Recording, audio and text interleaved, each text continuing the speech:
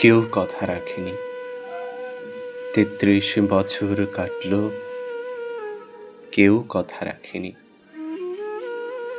ছেলেবেলায় এক বষ্টমী তার আগমনী গান হঠাৎ থামিয়ে বলেছিল, শুক্লা দ্বাদশীর দিন অন্তরাটুকু শুনিয়ে যাবে।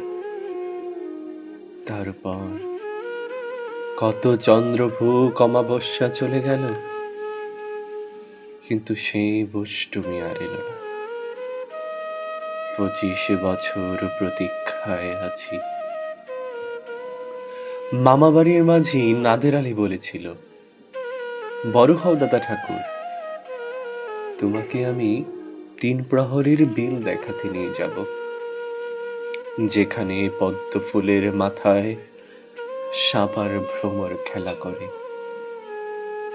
নাদের আলী, আমি আর কত বড় হব? আমার মাথা এ ঘরের ছাদ ফুঁড়ে আকাশ স্পর্শ করলে তারপর তুমি আমায় ৩ প্রহরের বিল দেখাবে? একটাও রয়্যাল গুলি কিনতে পারেনি কখনো। লাঠি লজেন্স দেখিয়ে দেখিয়ে চুষেছে লস্কর বাড়ির ছেলেরা। ভিখিরির মতন চৌধুরীদের গেটে দাঁড়িয়ে দেখেছি ভিতরের রাস উৎসব। অবিরল রঙের ধারার মধ্যে সুবর্ণ কঙ্কন পরা ফর্সা রমণীরা কত রকম আমোদে এসেছে।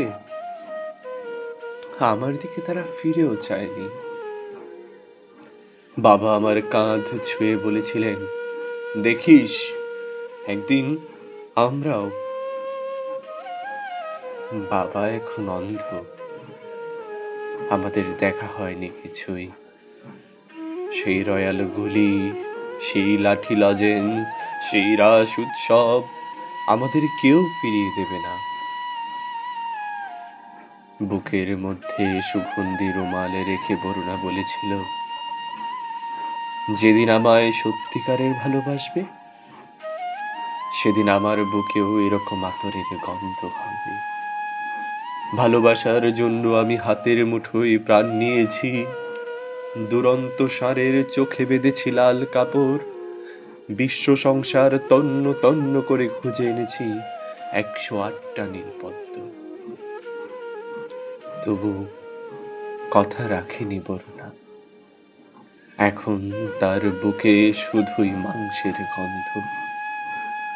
এখনো সে যে কোনো নাই, কেউ কথা রাখেনি।